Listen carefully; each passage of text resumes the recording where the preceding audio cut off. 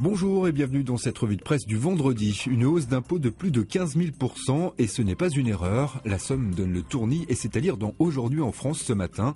1700 contribuables ont constaté l'augmentation de leur taxe foncière sur le non bâti cet automne. Un chef d'entreprise de l'Essonne a même vu son avis d'imposition passer de 451 € à 71 051 € pour un ensemble de parcelles de 35 000 m². Une hausse qui émane d'une volonté du gouvernement de majorer la taxe sur le foncier non bâti dans les communes où le marché de l'immobilier est tendu. L'objectif étant de pousser les propriétaires à vendre pour faire de l'habitat. Libération consacre sa une ce matin au Yémen où la population se retrouve piégée par un conflit qui a fait au moins 5000 morts et plus de 25 000 blessés depuis mars. Le quotidien tente de décrypter les différentes influences responsables de ce conflit meurtrier.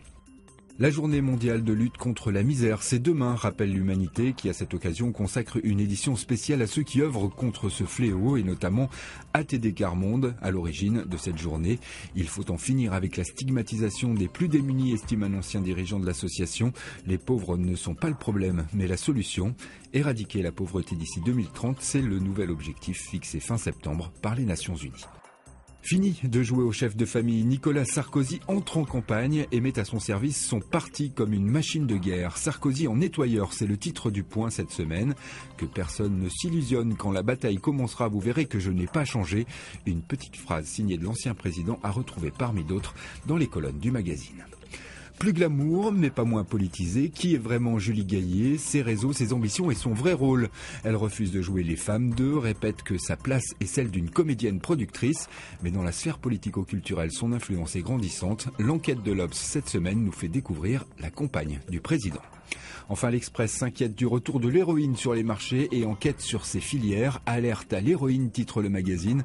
On y apprend notamment qu'en Afghanistan, principal pays pourvoyeur, les profits tirés du trafic rapportent chaque année 3,5 milliards d'euros à l'économie locale, soit davantage que le budget de fonctionnement de l'État. L'Afghanistan, à lui seul, produit 85% de la poudre consommée dans le monde. Une drogue qui ne cesse de gagner en pureté et donc en dangerosité, précise l'hebdomadaire.